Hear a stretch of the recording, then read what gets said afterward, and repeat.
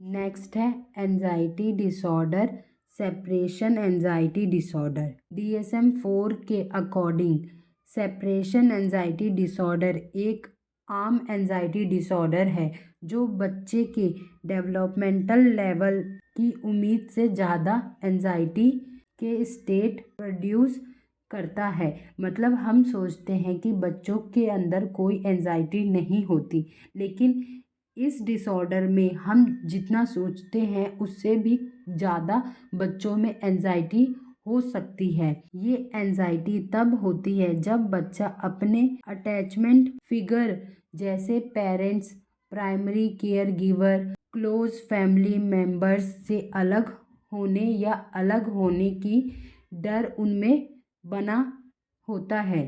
ये डिसऑर्डर आमतौर पर 18 साल से कम उम्र के बच्चों में पाया जाता है और कम से कम 4 वीक्स यानी हफ्तों तक बना रहता है। इसके सिम्टम्स में शामिल हो सकते हैं सीवियर एंजाइटी या डिफ़िकल्टी परफॉर्मिंग मेंटल टास्क, यानी मेंटल टास्क परफॉर्म करने में डिफ़िकल्टी फेस कर सकते हैं।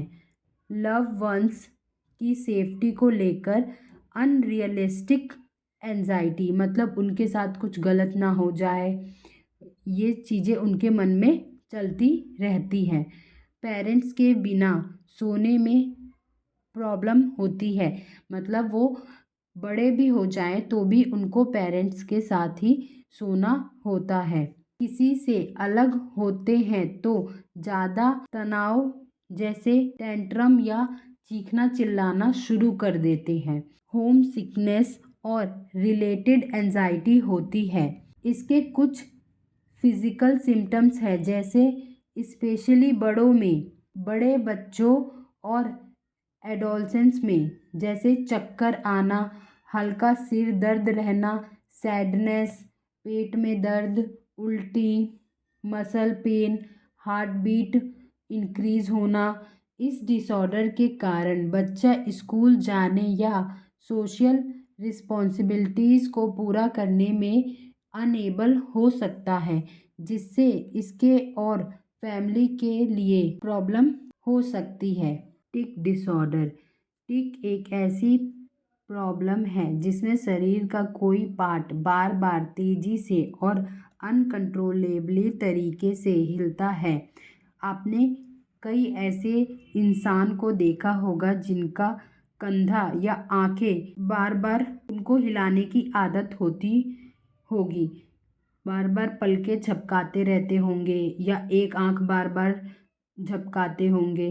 तो ये टिक डिसऑर्डर के लक्षण हैं। ये आमतौर पर फेस, आर्म, हैंड या लेग में देखा जाता है। टिक दो तरह के होते हैं। वोकल टिक, इसमें आवाज़ से जुड़े प्रॉब्लम होते हैं जैसे गले को बार बार साफ करना। दूसरा है मोटर टिक, इसमें शरीर के किसी हिस्से की अनकंट्रोलेबली हरकत जैसे आंख झपकाना शामिल है। ट्रांजिएंट टिक डिसऑर्डर सबसे आम टिक डिसऑर्डर है। ये आमतौर पर छोटे बच्चों, स्कूल जाने वाले बच्चों में पाया जाता है। लगभग 10% बच्चों को ये डिसऑर्डर होता है। ये अपने आप कुछ समय के लिए हो सकता है, लेकिन कुछ मामलों में ये टेंशन, थकान या कुछ दवाइयों के कारण बिगड़ सकता है। दूसरा है क्रोनिक टिक डिसऑर्डर। अगर टिक 1 साल या उससे ज़्यादा समय तक बना रहता है तो इसे क्रोनिक टिक डिसऑर्डर कहते हैं। ये 1% से भी कम बच्चों को अफेक्ट करता है।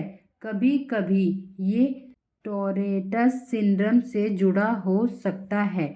टोरेटस सिंड्रोम से सफ़र करने वाले बच्चों को मोटर और वोकल दोनों तरह के टिक हो सकते हैं। कुछ केस में टिक बचपन में ठीक हो सकते हैं, जबकि कुछ मामलों में जीवन भर बने रहते हैं। टॉरेस सिंड्रोम से अफेक्टेड बच्चे concentrating difficulty, learning problem, impulsivity और ऑब्सेशन और कंपल्सन का शिकार हो सकते हैं। कभी कभी वे ऑब्सेंस वर्ड यानी अश्लील शब्दों को अचानक बोल सकते हैं या ऑब्सेंस हरकत कर सकते हैं जिन्हें वे कंट्रोल नहीं कर सकते। इसके ट्रीटमेंट: बच्चों को सजा देने या डांटने से प्रॉब्लम और बढ़ सकती है जिससे उनका सेल्फ एस्टीम कम हो सकता है। पेडियाट्रिशियन और न्यूरोलॉजिस्ट की हेल्प से एक्यूरेट डायग्नोस किया जा सकता है। साइकेट्रिस्ट की मदद से फैमिली को इमोशनल सपोर्ट और एप्रोप्रिएट एजुकेशन प्रोग्राम प्रोवाइड कराए जा सकते हैं। कुछ मामलों में दवाइयाँ भी दी जा सकती हैं।